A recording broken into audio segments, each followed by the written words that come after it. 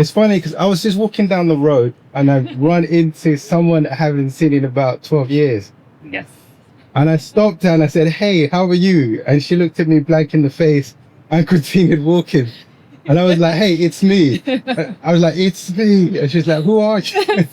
Blast from the past. Yeah.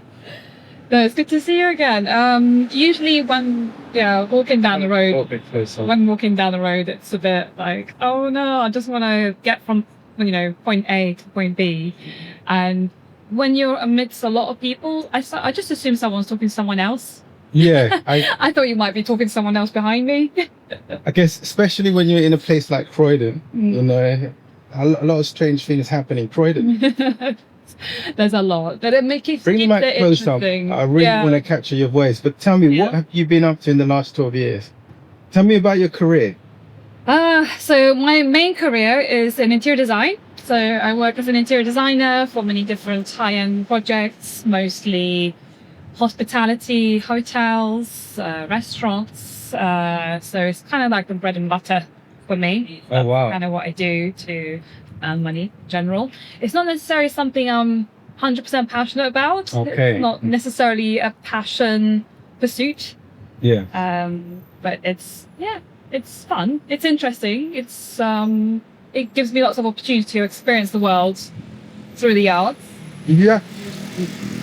Like your job, like software. Yeah, a lot. Actually, one of the things about this industry is that we do use computers a lot, and it's not how I expected a career in design to look. Oh, wow. So yeah, it's a lot of emails, a lot of meetings, and now after all the lockdowns, things going a bit more remote. So less in-person meetings, more meetings online as well. So yeah, there's a lot of things online. So would you say AI has influenced your job or not yet? It's starting to. I'm starting to see it, absolutely, yes. Especially going on Pinterest, where you scroll through images for inspiration. Yeah. Like you type in like a white boucle chair, and then you get like all of the AI generated ones come up, and it's like, okay, I can't use this. It's not a real chair. Okay, so are you embracing it, or are you rejecting it? Are you standing up against it, or? We can. I think you can embrace it, but it's still got a way to go. Okay. There are things that you can do to get you to a certain part of the way, make you work faster. So little things like Photoshop editing, you can generate AI generated interiors, for example, just to get a look and feel of the scheme. Yeah. But that's as far as I would take it for now. Have you heard of Nana Banana? No, I haven't. By Gemini. They're calling it Photoshop killer. Because you don't need skill anymore. You just write your prompt, and whatever you want from Photoshop, it can just do it. I've actually started using it a few days ago, and it's absolutely. It sounds great. Sign me up. I mean, the name itself, like Nana Banana. Yeah, it's got two names. It's Gemini 2.5 by Google, but they called it Nana Banana because they were introducing it and people didn't know it was by Google. Okay. But now that it's officially out by Google, and it's Gemini 2.5. My gosh, and how are you finding it? I think it's amazing, but the problem is that a lot of jobs are going to disappear. I was watching one show and they saying, in the next 15 years, about 20% of jobs could disappear. By the end of the century, it's more like 90% of the jobs kind of disappear. So then what happens? That's awful.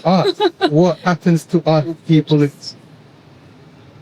What do we do with our lives? We pursue our passions. Hopefully we can have some kind of universal basic income.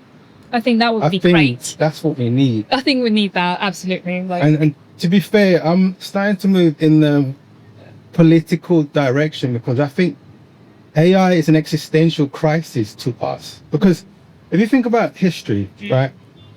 If an animal or an organism isn't needed, it's quickly driven to extinction. You've heard of the Neanderthals? Yes. Denisovans?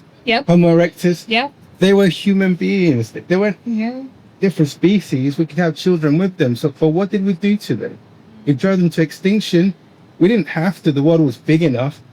At the time, it was only a few thousand human beings, and we completely drove them to extinction. Is this the point where you tell me you're a transhumanist?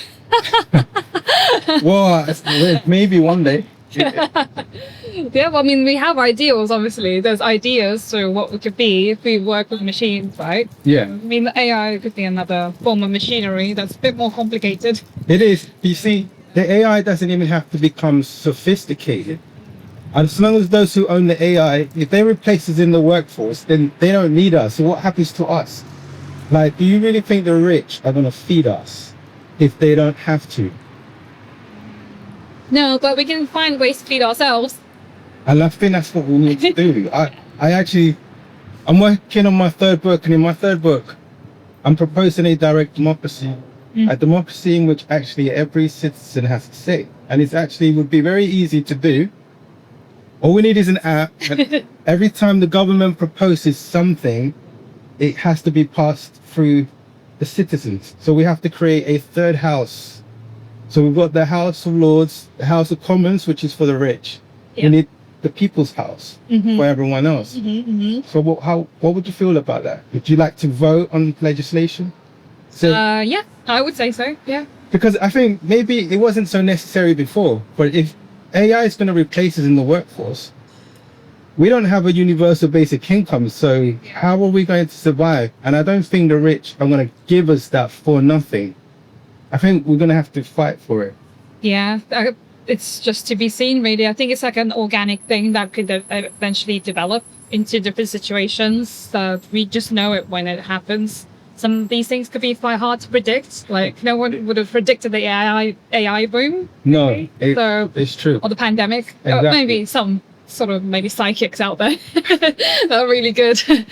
But in general, it's hard to predict these things, and you just have to respond to situations as they arise, and then try and solve problems in real time using as much knowledge as you can acquire. It's true. Yeah. But you could argue that the movies have been warning us, haven't they? Oh yeah, Like The Matrix. role play in some ways, isn't it, in your mind? I, Robot.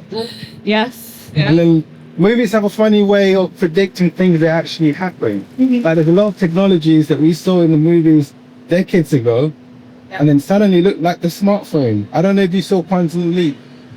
No, I haven't actually. It was in the 60s or 70s, and the guy used to have a device that was like a smartphone. Yeah. Ziggy, and he used to ask him information about the future, about science. And then at the time, no one ever thought that technology would ever exist. And now we've got these smartphones, and you got Siri that you can talk to it exactly like it happened in the movies. So I'm actually predicting that because human nature doesn't change. I think human nature is consistent. When the Europeans went to the Americas, they got rid of the people because they didn't need them. So you're saying it's more of an existential threat in terms of problems for society as a whole, that we might be exterminated in some way? Because I think the only bargaining power that people have is the fact that we're the workforce. Because if you think about black people in the Americas, the only reason black people weren't exterminated was because we were needed as a labor force. We could work in the fields where it was really hot, you know, in the South. And so black people were valuable only because we were a labor force. But what happens when we're no longer a labor force? But then that goes for everyone else. I would say it became a cultural movement, cultural force. And that's what we need. And that's what I'm trying to start. You have to start somewhere and with someone. Okay. So are you going to join me?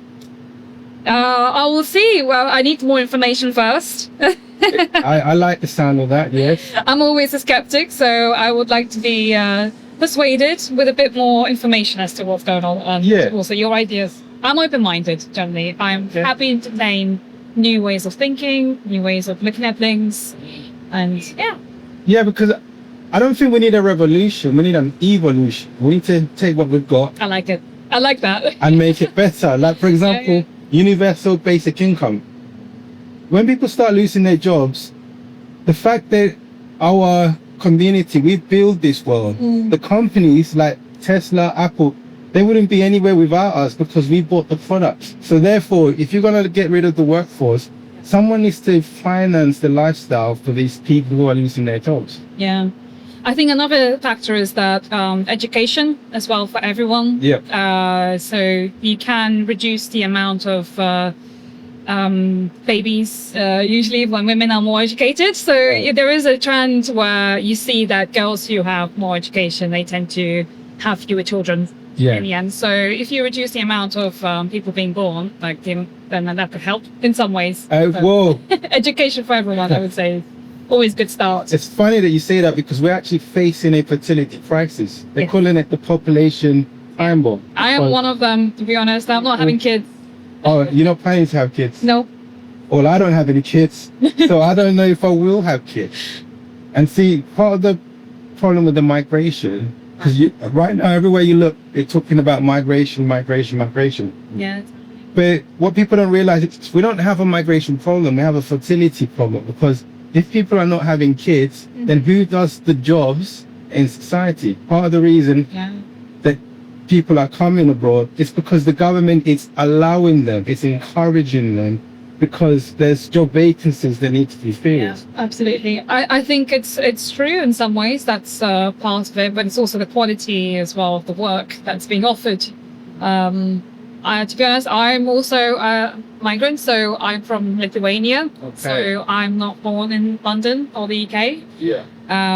So yeah, I say same as me. yeah. So that's London for you as well. Everyone's from somewhere else in London. So yeah, I think there is good and bad sides. Yeah, there's a way to manage it that would be. It depends what kind of people you let into the country as well. Yeah. You can also put in some certain parameters of certain level education or, I don't know, cultural alignment as well is very important. Yeah, I think people have a legitimate reason like to be worried about migration. I don't necessarily think everyone should be moving if people in the local country are not so happy, but you have to tackle the underlying problem. And the underlying problem is that people are not having enough kids. But you see, You can edit that out later. the thing is, I write about game theory, right? Yeah.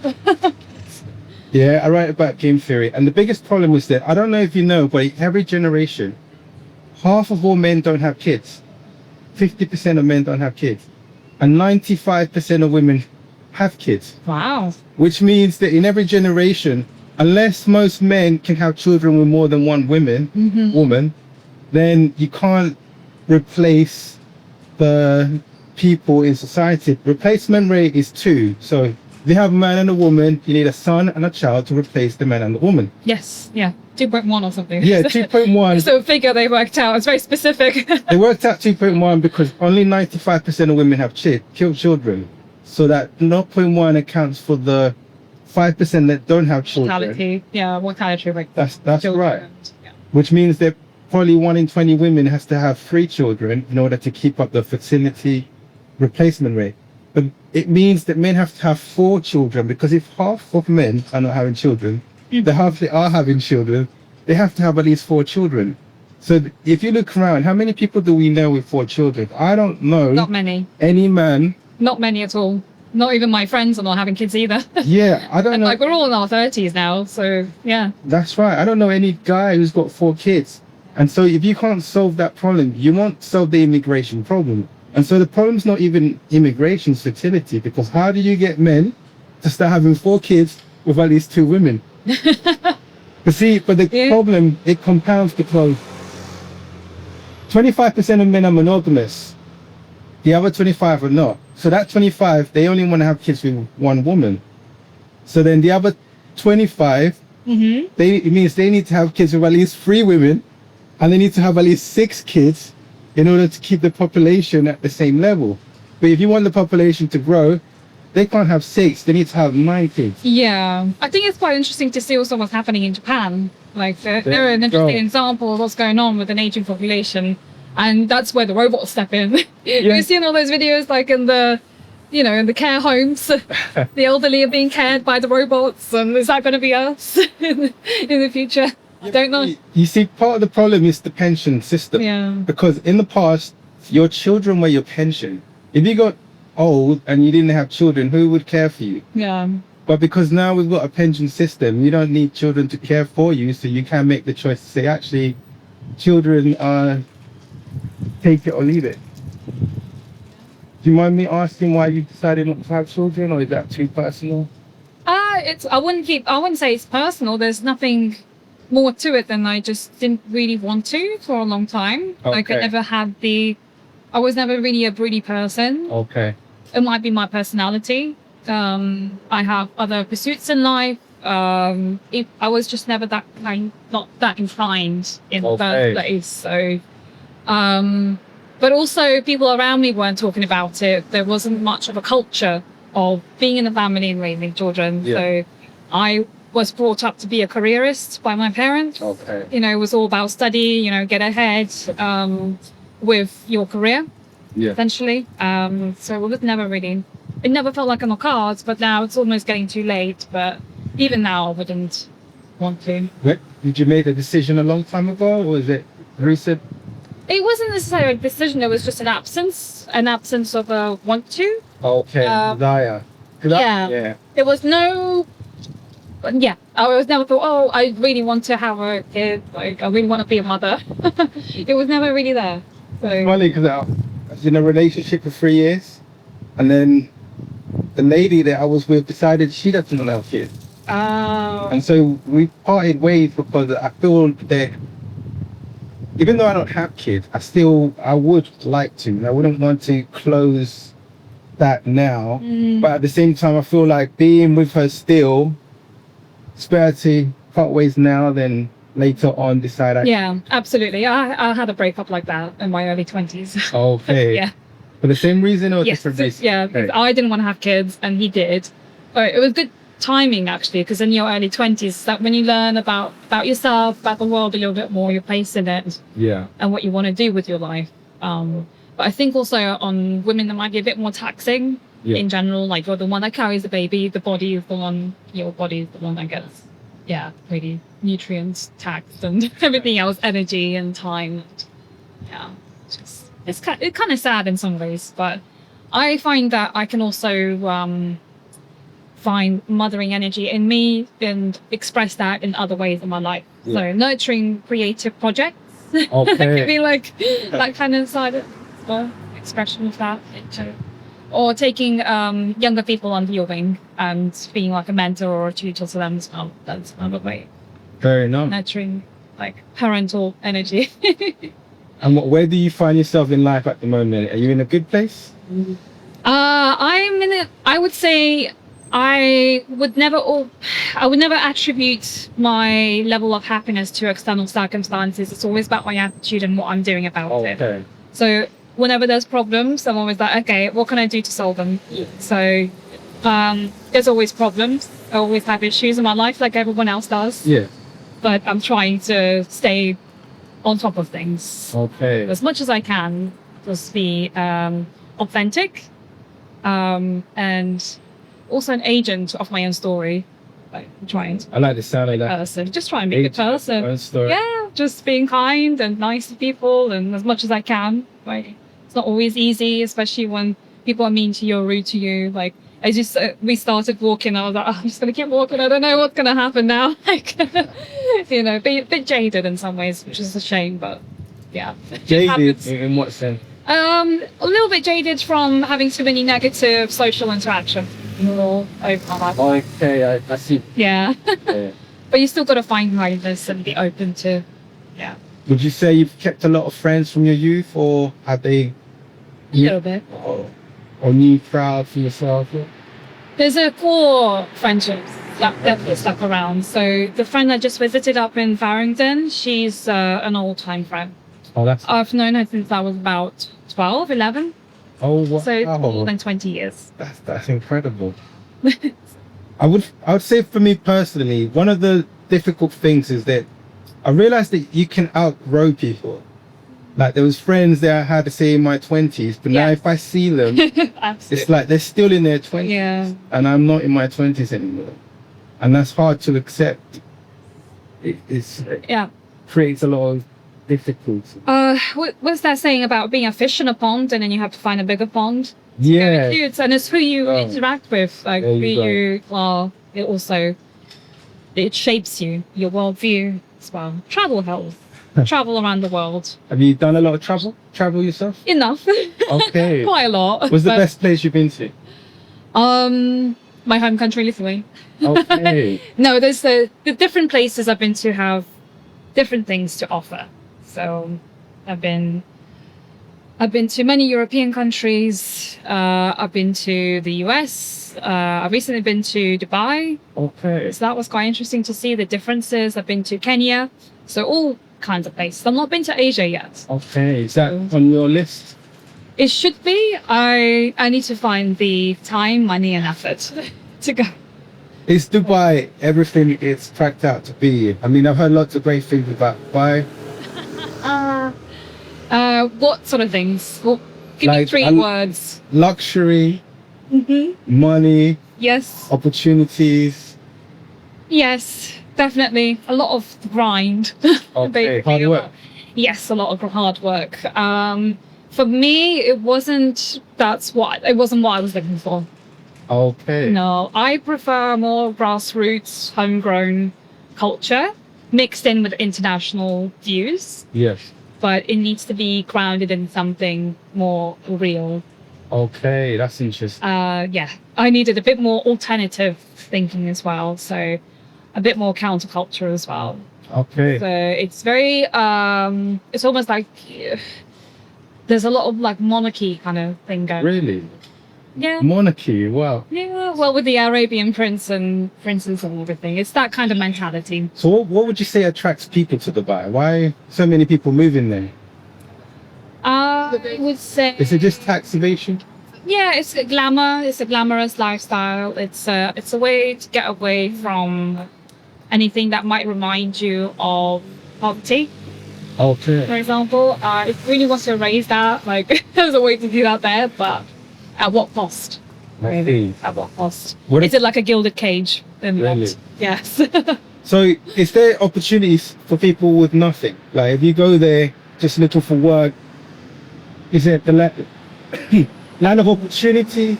Like can you make your millions there, or do you really need to have money already before you go there? To have something ready already. Okay. Yeah, or have contacts already, have a job. I see. Yeah, and people that you might know there. So just be very careful. Don't get scammed. And then make sure you hold on to your passport the whole time. Don't let anyone take your passport. Fair enough. Yeah. What about the US? Where in the US did you go? I went to Florida, Okay. but that was less working. It was more of a holiday to see friends. So yeah. And how did you find Florida? I think it was very hot. Very American. The sprawling, I just remember the sprawling suburbs, like in the films. I really enjoyed seeing. Could you live there? Maybe.